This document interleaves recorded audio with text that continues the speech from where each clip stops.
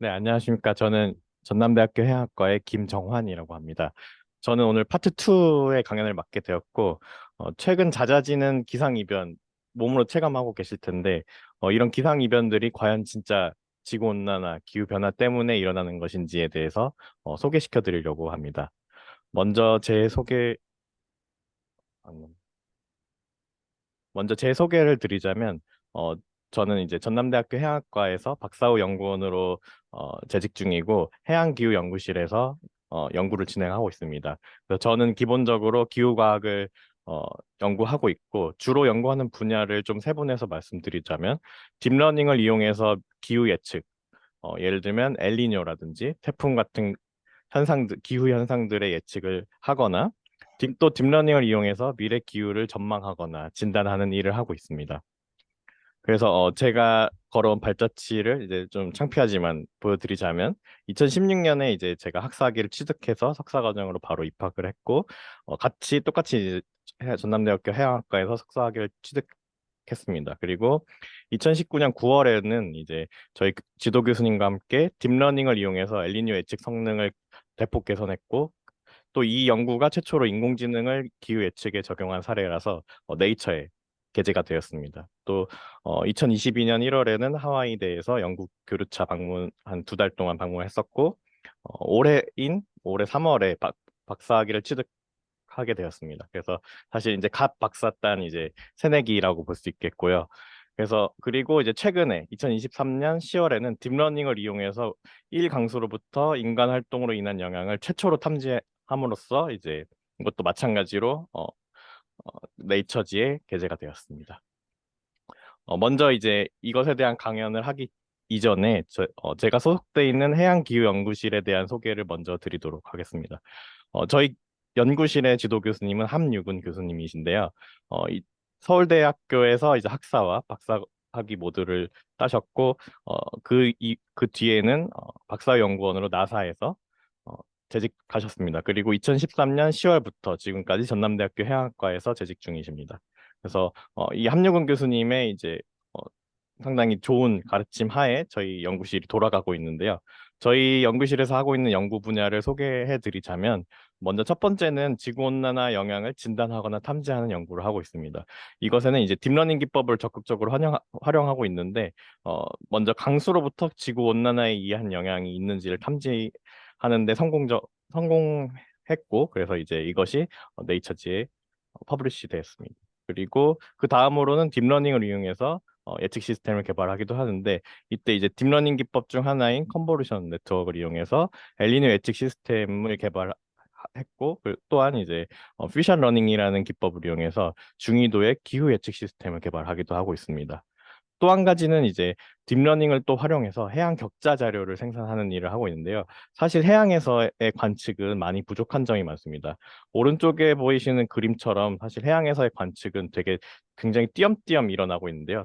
그래서 이렇게 관측되지 않는 대해서 자료를 생산하는 것이 매우 중요합니다. 그래서 이것을 저희는 적대적 신경망을 이용해서 해양의 온도 데이터를 생산하거나 또한 해양의 이산화탄소 분압 데이터를 생산하기도 합니다. 또 한 가지 연구 분야로는 전지구 기후 모형의 초기화 시스템을 갖추는 것인데요. 이 초기화 시스템을 개발함으로 인해서 기후 모델의 예측 성능을 더 끌어올릴 수 있습니다.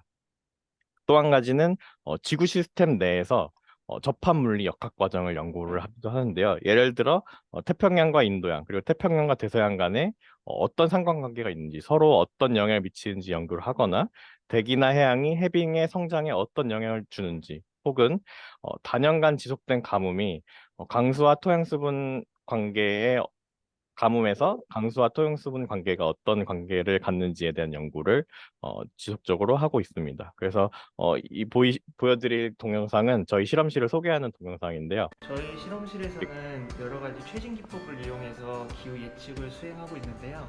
지금부터 어떤 기법을 이용해서 어떻게 예측을 하고 있는지 자세히 설명해 드리도록 하겠습니다. 여기 들어오시면 여기는 학생들이 이제 여러 가지 기후 예측들을 하기 위해서 코딩을 하고 연구를 하는 그런 장소고요. 이 학생이 지금 이 연구는 거의 엘니뇨 예측으로 코딩을 해서 실제로 미래 엘니뇨가 어떻게 될지 지금 예측을 하는 그런 연구를 지금 수행을 하고 있는데 그 결과가 어떻게 나오는지 한번 보여드리도록 할게요. The research team has applied AI-based deep learning technologies to the field of climate prediction. It is a system that has been developed for the first time in the world. However, the climate prediction system of the team provides enhanced performances in comparison to the existing prediction methods. 저희가 개발한 딥러닝 기반의 엘니뇨 예측 기술은 엘니뇨의 발생 여부 및 강도를 최장 18개월 미리 알 수 있게 됩니다. 18개월 전에 엘니뇨가 발생할지 라니냐가 발생할지 아니면 둘 다 발생하지 않을지를 미리 알 수 있는 시스템을 개발을 함으로써 엘니뇨나 라니냐에 대비할 수 있는 어떤 시간적인 여유를 굉장히 확보할 수 있다는 장점이 있습니다.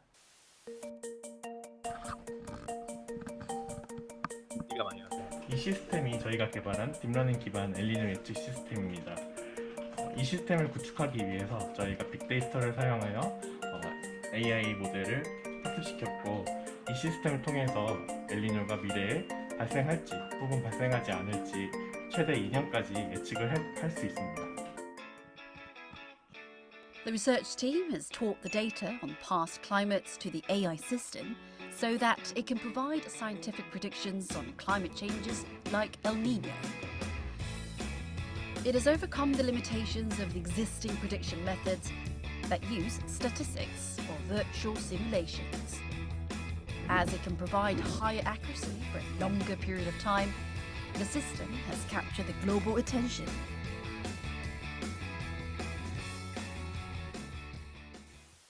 이 예측 시스템을 활용해서 실제로 저희가 실시간으로 엘니뇨 예측을 제공하고 있는데요. 저희 웹페이지에 보시면 실제로 이 엘니뇨 예측 결과를 확인하실 수 있습니다. 저희가 제공하고 있는 엘니뇨 예측 결과는 전 세계 다양한 그룹에서 많이 활용하고 있는데요. 호주나 미국의 농업 혹은 수자원 관리를 위해서 활용되고 있습니다.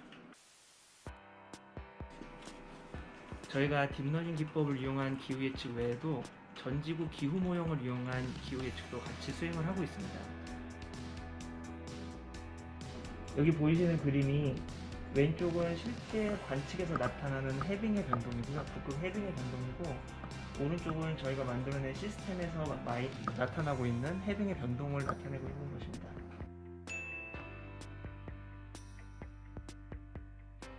오른쪽에 보이시는 그림은 열대 태평양의 해수면 온도를 관측과 저희가 만들어낸 예측 시스템이 얼마나 비슷한지 비교한 결과가 되겠습니다. Thanks to the continuing efforts made by the researchers, the world-class climate prediction system with a high level of reliability has been developed. Also, the research team has boosted various studies on climate prediction and analysis. Let's take a deeper look into their ongoing researches.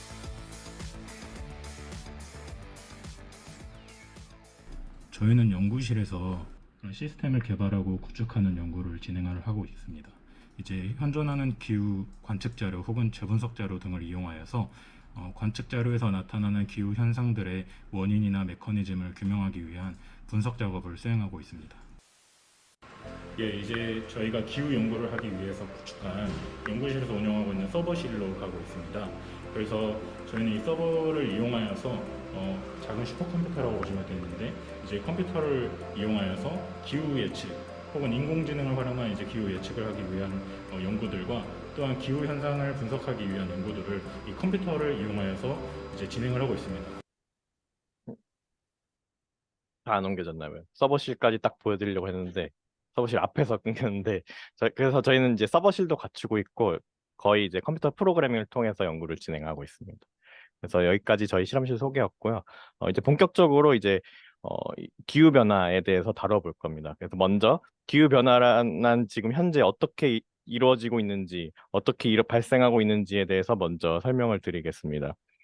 많이들 아시겠지만 인간의 활동에 의해서 많은 화석 연료가 사용되면서 급격히 이산화탄소가 증가하고 있습니다. 그래서 이 그래프를 보면 이 그래프는 지난 100만 년 동안의 이산화탄소 농도의 변화를 나타낸 것입니다. 그런데 지난 100만 년간 넘어본 적이 없는 이산화탄소 농도는 이미 1950년에 넘었고 현재는 그보다 훨씬 더 많이 배출이 되어서 420 ppm에 가까워지고 있습니다. 그래서 이러한 지난해 과거에 없었던 급격히 빠르게 발생되고 있는 이산화탄소 농도의 변화는 기후 변화를 넘어서 기후 위기까지 인류를 내몰고 있습니다. 그래서 이 그림은 나사에서 가져온 것인데요. 월별 전지구 평균 기온을 나타낸 것입니다. 여기서 반지름이 커질수록 온도가 증가하는 것을 나타내는 그래프입니다. 그래서 파란색일수록 온도가 낮고 빨간색일수록 온도가 높다는 뜻인데요. 과거부터 지금까지 온도가 어떻게 변화하고 있는지 살펴보겠습니다.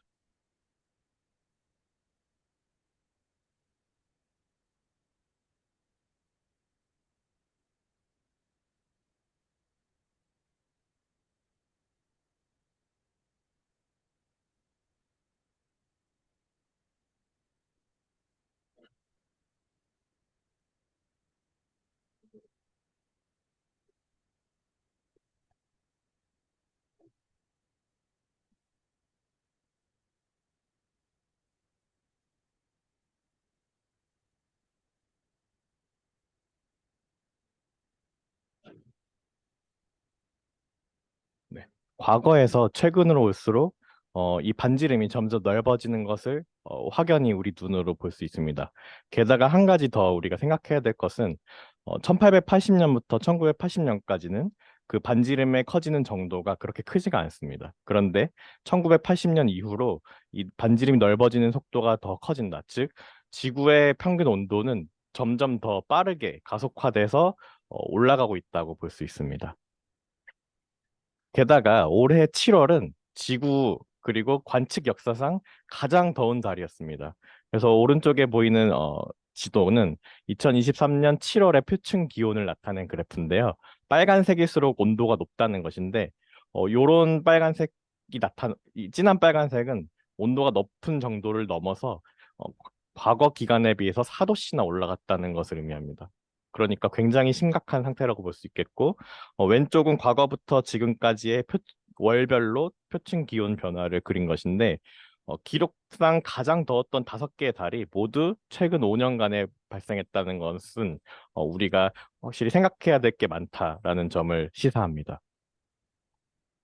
이것은 이제 뿐만 아니라 이제 그린란드나 남극의 얼음들이 많이 녹고 있는데, 왼쪽과 오른쪽은 그린란드 빙상의 여름철 녹은 모습을 나타낸 것입니다. 왼쪽에서 오른쪽까지 가기에 걸린 시간이 굉장히 오래 걸릴 것으로 보이지만, 굉장히 충격적이게도 왼쪽에서 오른쪽으로 가는데 불과 40일밖에 걸리지 않습니다. 보시면 눈으로 덮여 있던 부분이 다 녹았고, 그리고 빙하가 여기 보이시는데 빙하의 색깔이 상당히 짙어진 것을 볼 수 있습니다. 이 짙어진 것만으로도 엄청나게 영향을 많이 주는데요. 그것에 관련해서는 뒤에서 좀 더 설명해 드리겠습니다. 또한 이 사진은 남극의 해빙과 빙상의 용융을 나타내는 그림입니다. 어, 요 최근에 이제 2021년에 붕괴된 콩거 빙붕을 나타낸 것인데, 면적이 무려 1200제곱킬로미터에 이릅니다. 이탈리아의 로마시만큼의 크기를 갖는데요. 1989년에는 이렇게 빙붕과 빙하들이 많이 있었는데, 2022년에는 이것들이 다 녹아서 없어진 것을 볼 수 있고, 어, 이름 없던 섬이 갑자기 드러나기도 했습니다. 이렇게 남극의 얼음은 계속해서 빠르게 녹아가고 있습니다. 또한 이제 스웨이츠 빙하라는 것이 있는데요. 스웨이츠 빙하는 아까 그 빙하의 10배가 넘는 훨씬 큰 빙하인데, 면적이 무려 19만 1659 제곱킬로미터에 이르는 한반도 면적과 유사한 크기의 빙하입니다. 그래서 이 빙하가 이제 별명이 종말의 날 빙하라고 불릴 정도로, 이 빙하들이 만약에 완전히 녹게 되면 전 지구의 해수면 온도가 65cm 정도나 올라갈 정도로 막대한 양의 얼음을 가지고 있는 빙하입니다. 근데 이제 이 빙하가 상당히 빠르게 녹고 있고, 이제 많이 금이 가 있는 상태입니다. 그래서 5년 안에 이 빙하가 붕괴될 가능성이 굉장히 높다고 과학자들은 경고하고 있고, 그렇기 때문에 이제 국제 협력단을 꾸려서 과학자들이 이 빙하에 대해서 어떻게든 막아보려고 연구를 진행하고 있는 상황입니다. 근데 이 빙하 얼음의 용융이 왜 가속화될까를 어, 한번 알아보겠습니다. 이 얼음의 용융이 가속화되는 이유는 어, 양의 되먹임 효과 때문인데요. 되먹임, 즉 피드백이 걸리는 것인데 왼쪽부터 살펴보겠습니다. 먼저 어, 해빙 위에 눈이 덮여 있는 상태면 거의 태양 복사 에너지를 여기서 많이 반사를 시켜서 90% 가량의 복사 에너지를 반사시킬 수가 있습니다. 그러면 이 표면으로는 열이 전달되지 않겠죠? 한 10% 정도만 전달되는데 만약에 이 눈이 없어지게 된다면 이 반사율은 0.5로 떨어지게 되고 그만큼 얼음이 더 많은 열을 흡수하게 돼서 더 녹는 것을 가속화시킵니다. 만약에 이 얼음이 사라져서 해양이 드러나는 경우에는 94%나 흡수하게 되고 이것은 다시 해양을 가열시켜서 다시 얼음을 녹이는 데 쓰이게 됩니다. 그래서 이것이 계속 이제 서로 상호 간을 증폭시키는 방향으로 작용을 하기 때문에 양의 피드백이라고 부릅니다. 이 밖에도 얼음의 용융을 가속화시키는 더 많은 양의 피드백이 존재합니다. 예를 들면 해양이 개복됨으로 인해서 어, 휴민 습, 증발이 더 많이 일어나게 되고 수증기들이 이제 대기 중에 머물게 돼서 남극이나 북극에서의 열을 가두는 효과를 갖게 되고 그로 인해서 다시 또 얼음을 녹이는 이런 양의 피드백들이 존재합니다.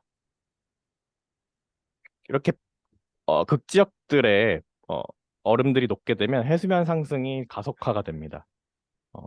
왼쪽의 그림은 전지구 평균 한 해수면 고도의 변화를 나타낸 것인데 먼저 1900년부터 1930년까지는 연평균 0.6mm 정도의 해수면 온도가 증가하였습니다. 그런데 1930년부터 1992년까지는 그 두 배인 1.4mm가 증가했고 1993년부터 2015년까지는 다시 또 그 두 배인 2.6mm per year가 증가하고 있습니다. 그 말은 전지구 해수면 고도의 상승이 점점 더 가속화되고 있다는 것입니다. 이 가속화되는 것에는 어, 해수의 온도가 올라감으로 인해서 해수 자체가 팽창돼서 이제 해수면 고도가 상승하는 효과가 있는 한편 또 육빙이 용융을 통해서 어, 해수면 고도가 상승하는 영향도 있습니다. 그래서 보시면 이 육빙의 용융으로 인한 해수면 고도의 상승이 점점 연을 거듭할수록 커지는 것을 우리가 이 그래프를 통해서 볼 수 있습니다. 그런데 고작 20cm 상승한 게 과연 그렇게 인류에게 큰 문제가 될까요? 그 부분에 대해서 이제 우리가 그 심각성을 경시할 수 있는데요. 사실 우리의 이제 해안선은 모두 다 직각으로 되어 있지가 않습니다. 이렇게 비스듬하게 생겼는데요. 만약에 해수면 고도가 3cm가 올라가게 된다면 내륙의 상실은 1700cm나 됩니다. 그렇기 때문에 이제 몇십 센티미터 올라간다고 해서 우리가 결코 해수면 고도의 상승을 경시할 수가 없습니다.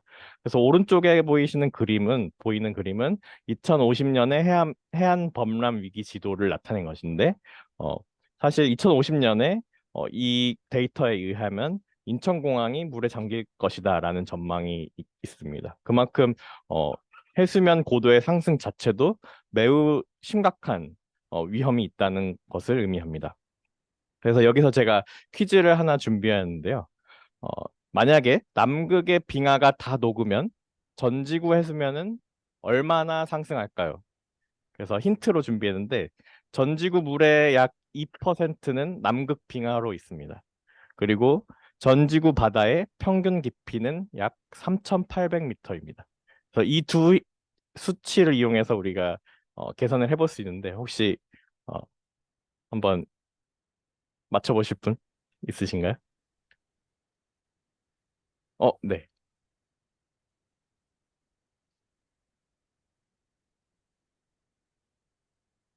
예, 네, 정확합니다. 네, 맞습니다. 박수. 네. 그리고 두 번째 퀴즈가 있는데요. 그렇다면 북극의 해빙이 모두 다 녹으면 전 지구의 수면은 얼만큼이나 상승할까요?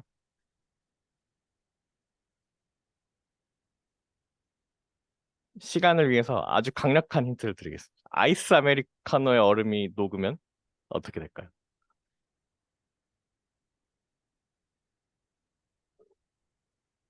아이스 아메리카노 들고 있는데 우리가 얼음이 녹아요. 물이 올라갈까요? 그대로일까요? 내려갈까요? 네, 맞습니다. 사실 북극의 해빙은 아이스 아메리카노처럼 이미 물이 부력으로 지탱하고 있기 때문에 녹더라도 해수면 고도가 높아지지는 않습니다. 또한 이제 이렇게 북극의 해빙들이나 육빙들이 고위도에서 육빙들이 녹음으로 인해서 해양의 열염순환이라는 대순환 또한 약해질 수 있습니다.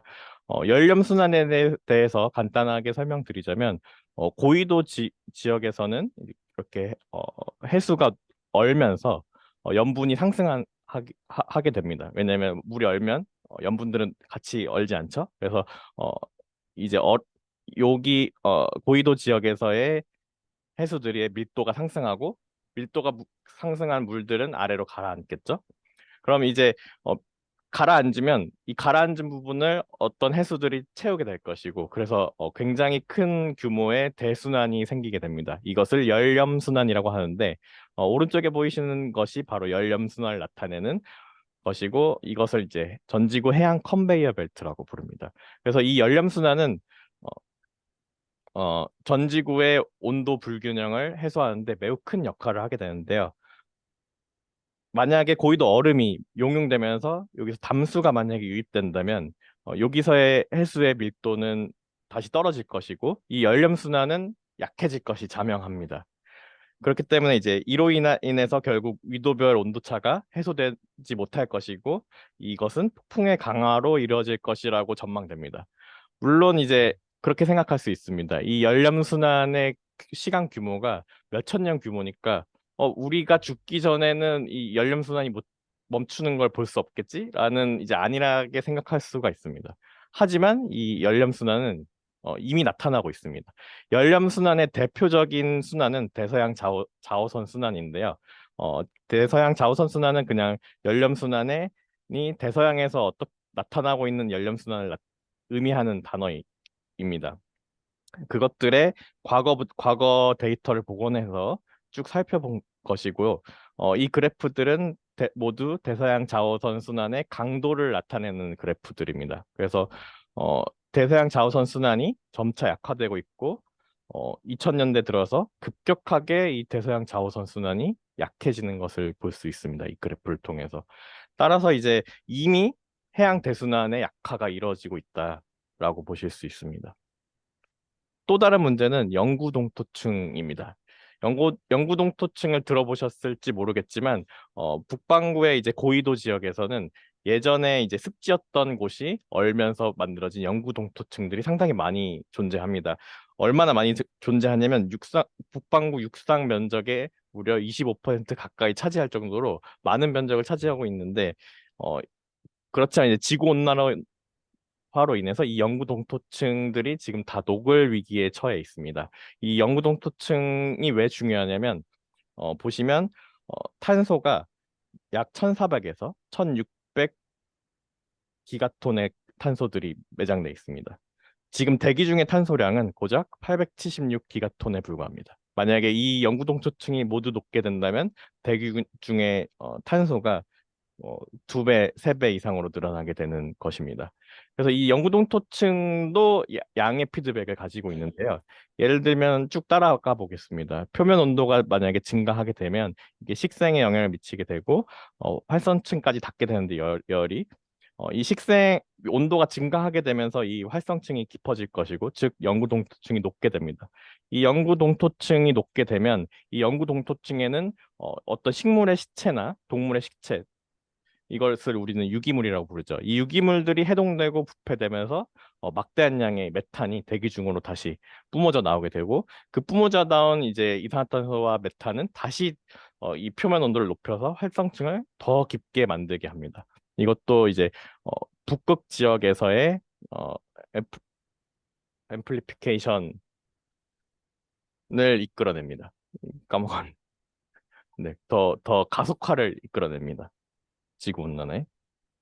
또한 또 다른 문제가 있습니다. 대기가 지금 점점 뜨거워지고 있잖아요.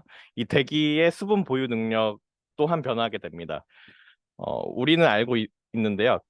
클라지우스 클라페이론 관계를 통해서 알고 있는데요. 왼쪽 분이 에밀 클라페이오론, 그리고 오른쪽 분이 루돌프 클라지우스라는 분인데, 이 두 분의 식을 통해서 우리는 대기 중의 온도가, 대기 중 기온이 1도씩 상승할 때 대기가 붙들고 있을 수 있는 포화 수증기량이 7%가 증가한다는 이 관계식을 알고 있습니다. 따라서 지금 대기가 점점 뜨거워지고 있으니까 이 포화 수증기량이 쭉쭉쭉 늘어나고 있겠죠? 그럼 이 포화 수증기량이 늘어나면 어떤 일들이 벌어질 수 있는지 한번 보겠습니다. 일단 태풍이 강화됩니다. 태풍은 일단 강화될 것이라고 전망되는데, 왜 강화되냐면 일단 바다가 뜨거워지면서 거기서 더 많은 증발이 일어날 것이고 자멸이 생길 것입니다. 또한 대기가 더 많은 습기를 머금게 될 것입니다. 태풍은 이 자멸을 에너지원으로 하기 때문에 태풍은 더 강화될 것이라고 전망이 되고 있고, 오른쪽의 그래프는 미래에 태풍 피해가 얼마나 증가될지를 나타낸 것인데, 동아시아와 북유럽에서 막대한 수준의 이제 재산 피해가 늘어날 것으로 보고 있고, 왜 이 두 지역에서 높냐면 동아시아와 북유럽이 이제 원래 원체 태풍이 많이 일어나는 지역이기도 하고 경제적 수준이 높기도 해서 그만큼 피해액도 높은 것일 뿐이지, 사실은 이제 어, 중남미 부분에서도 이제 양해값이 사실 있는 건데, 이 부분에서는 사실 GDP 대비 훨씬 더 큰 손해를 아마 이 나라들이, 후진국들이 떠안게 될 것이다라는 전망이 있습니다. 다음으로 넘어가서, 대기 중에 포화 수증기량이 달라지면 강수도 변화합니다. 왼쪽 그림은 미래 기후 모형 시뮬레이션에서의 강수의 변화를 나타낸 것입니다. 어, 그래서 이제 미래 빼기 과거를 최근을 한 것인데, 왼쪽은 강수의 강도 변화를 나타낸 것이고 오른쪽은 강수의 빈도 변화를 나타낸 것입니다. 각각의 알파벳들은 기후 모형들의 종류를 나타낸 것입니다. 근데 이 모든 종류의 기후 모형에서 강수의 강도는 강화될 것이고 빈도는 낮아질 것이다라고 예측을 하고 있는 것입니다, 지금. 그렇기 때문에 이제 비가 조금씩 자주 오는 거랑 비가 한 번에 많이 쏟아지는 거랑 어떤 것이 이제 수자원 관리에 더 힘들까요? 한 번에만, 그쵸. 한 번에 많이 쏟아지게 되면 그것들이 다 강으로 유입될 것이고, 결국 우리는 이제 강물을 더 관리하는데 더 큰 돈을 써야 된다는 것을 의미합니다. 또한 이제 극한 강수, 즉 폭우나 가뭄이 늘어나는 것 또한 지금 전망되고 있습니다. 이렇게 강수가 바뀌게 되면 결국 가뭄을 유발을 하게 되는데요. 일단 대기의 뜨거워진 온도와 포화 수증기압이 올라가니까 건조한 지역을 우리가 생각을 해보면, 이 건조한 지역들에서는 안 그래도 증발이 심한데 대기가 뜨거워졌고 포화 수증기압, 그러니까 품을 수 있는 수증기량이 증가하니까 상대 습도는 낮아지겠죠. 그만큼 땅은 더 건조해지게 되는 것입니다. 그래서 상당히 억울하게도 이미 건조한 지역들은 앞으로 미래에도 더 건조하게 되고, 지금 건조하지 않은 지역들은 조금 수변하게 될 것이라는 전망이 이 그래프입니다. 그래서 이 빨간색으로 표시한 지역들이 현재도 지금 건조한 지역들입니다. 여기 예를 들어 사하라 사막과 중동이 있겠고요, 호주가 있습니다. 그래서 어, 네, 가뭄은 더 심화될 전망입니다. 이렇게 가뭄이 들게 되면 또 어떤 문제가 발생하냐?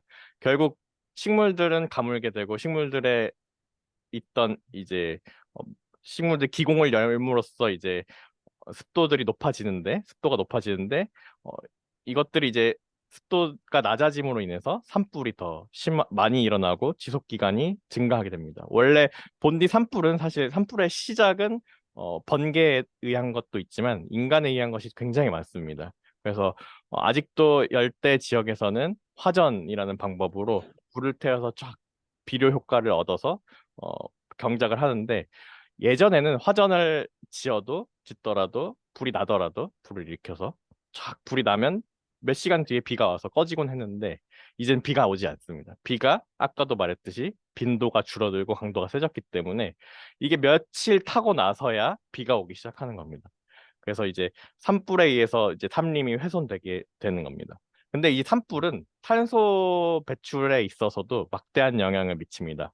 오른쪽은 산불로 인한 탄소 배출량의 변화를 나타낸 것인데, 산불에 의한 전지구 탄소 배출이 지금 현재 2.1 기가톤에 달합니다. 이 2.1 기가톤이 얼마나 큰 수치냐면, 지금 인류가 화석 연료를 배출함으로써 내는 탄소가 7.7기가톤입니다. 그러니까 산불만 우리가 관리해도 훨씬 많은 탄소를 줄일 수 있다는 것을 의미합니다.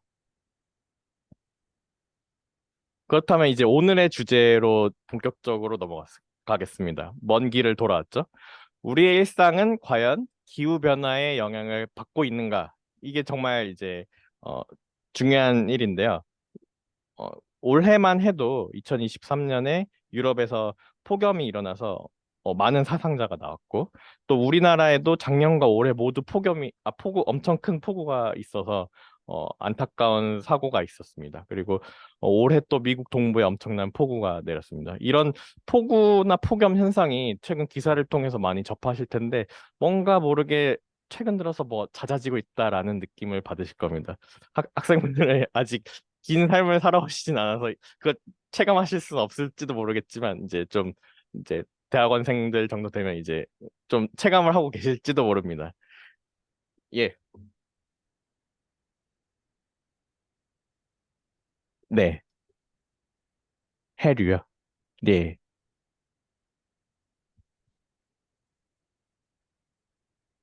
아, 예. 그 기본적으로 이 지도 하나가 있으면 네. 기본적으로 태풍은 요 북서태평양과 서대서양에서 많이 일어나는데요. 그런 이유는 여기서 이제 평상시에 수온이 높기 때문입니다. 이제 네, 수온이 높기 때문입니다. 왜냐하면 기본적으로 요 열대 지역에서는 동풍이 불게 돼 있고, 이 동풍에 의해서 따뜻한 물이 여기에 모이게 돼 있습니다. 네. 그래서 따뜻한 물이 모임으로 인해서 해수가 따뜻하다는 것은 자멸이 많다는 것입니다. 그 태풍이 에너지로 쓸 에너지원이 많다는 것이죠.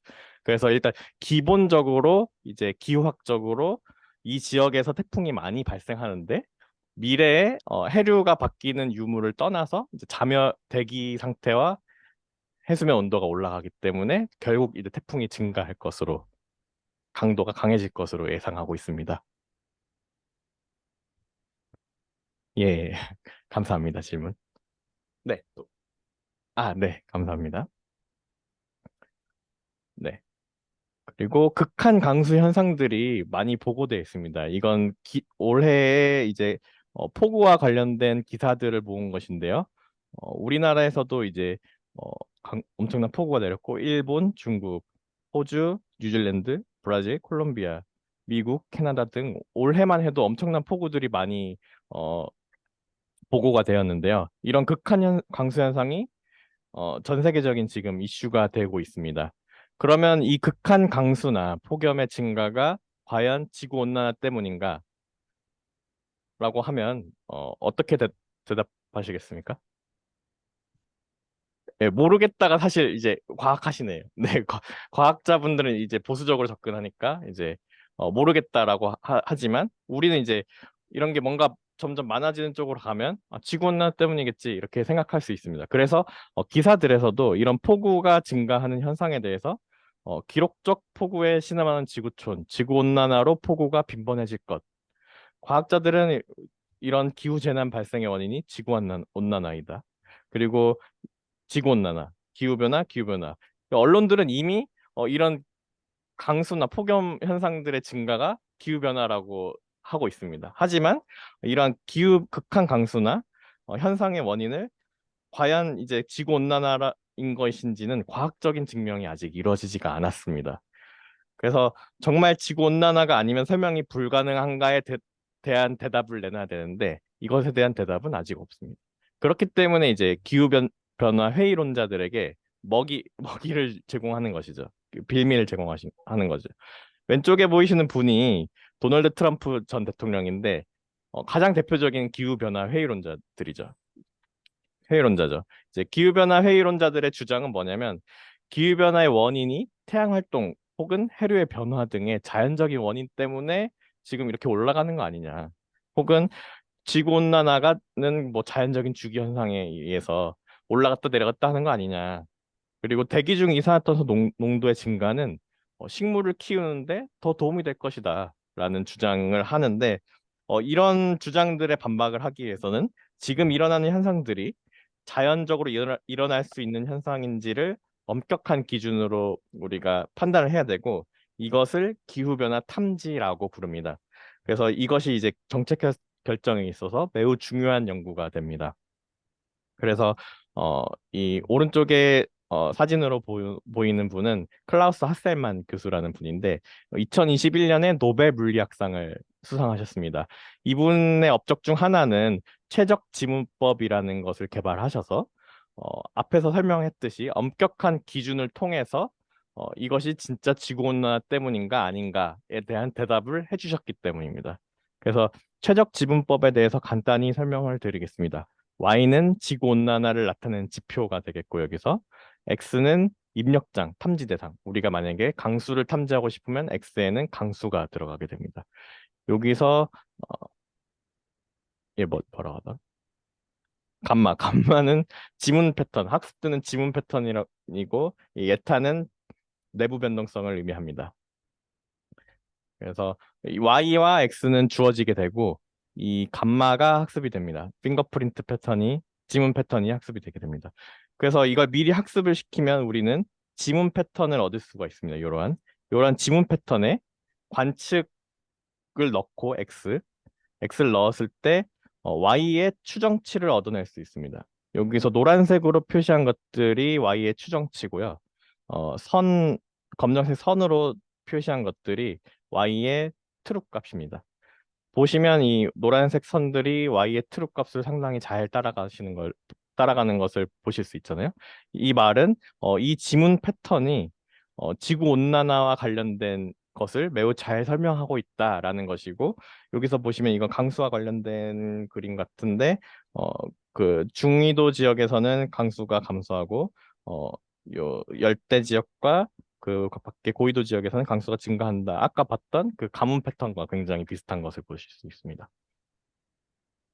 그러면 이런 앞에 것들은 다 긴 시간에서 월평균, 연평균 된 데이터를 가지고 사용했는데 사실 우리가 체감하고 있는 일상에서 겪을 수 있는 폭우나 폭염은 일평균된 자료겠죠.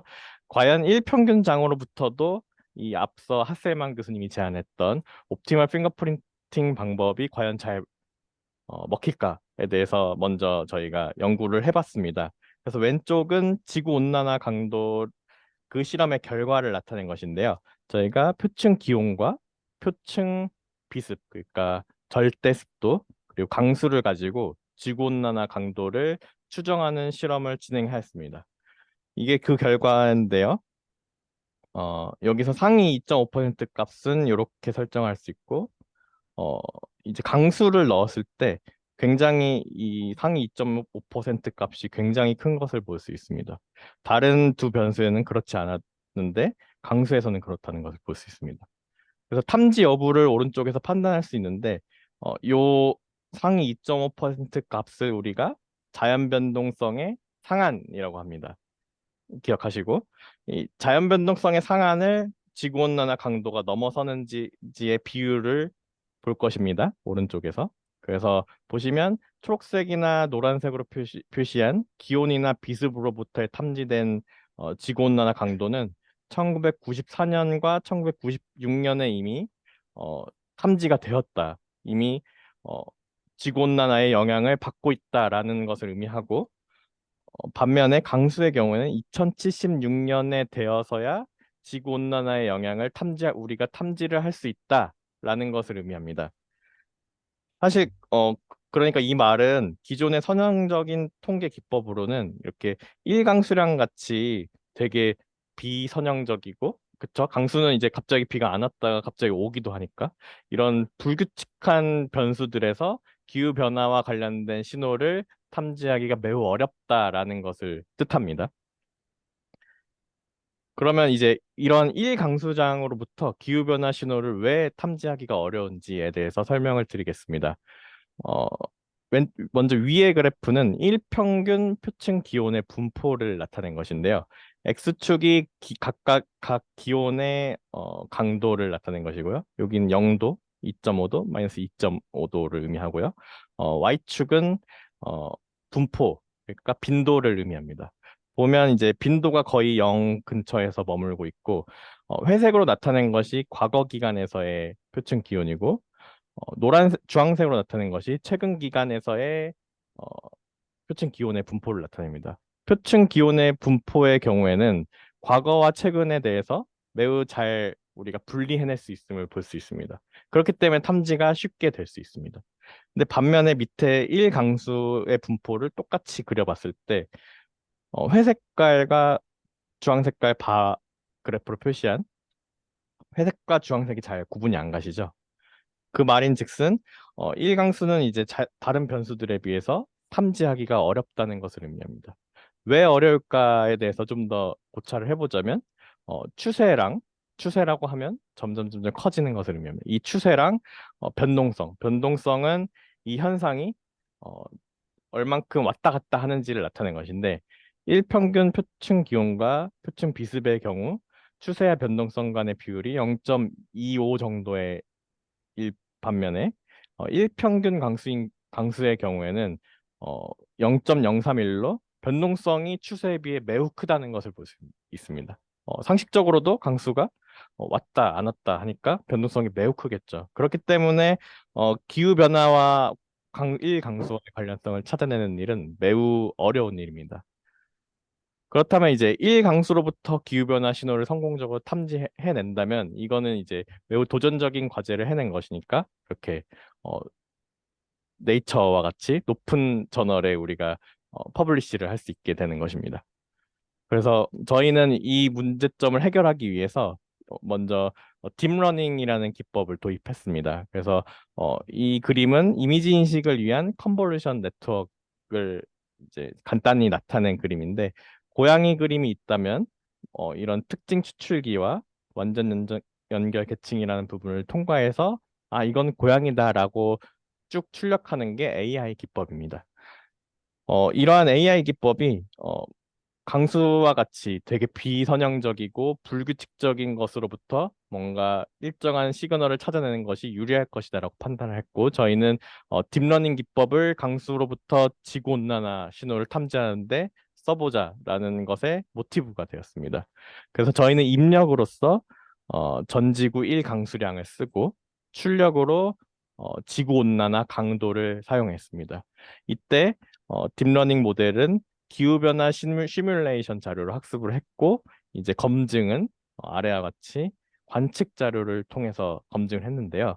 어, 관측 자료를 네 가지나 썼습니다. 강수 자료 1, 2, 3, 4라고 표현했는데 그 네 가지나 쓴 데에는 이제 과학자들은 이제 논문이라는 걸 쓰게 되면 서로 검증을 합니다. 동료 평가라고 하는데 상대방 과학자분들께서 이 강수 데이터로는 좀 신뢰할 수가 없다. 이렇게 공격이 들어오면 이제 저희는 이제 막 늘려야 됩니다. 이것들을 치열하게 싸운 결과고요, 이게.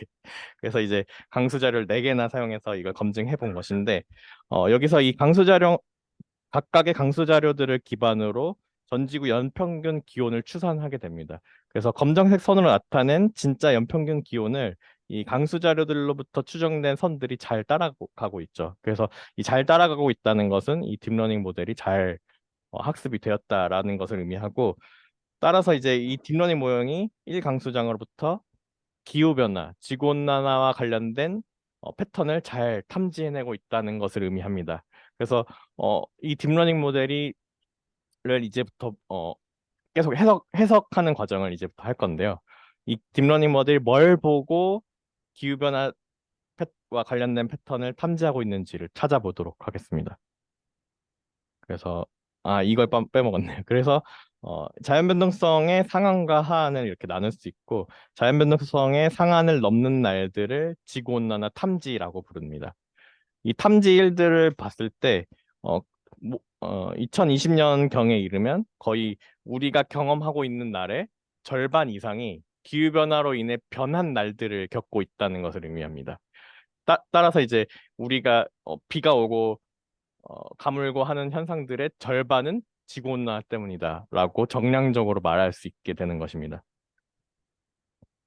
그리고 그러면 이제 딥러닝 모델이 뭘로부터 이제 찾아냈나를 우리가 조사하기 위해서 시간 필터링이라는 기법을 동원을 해보았습니다.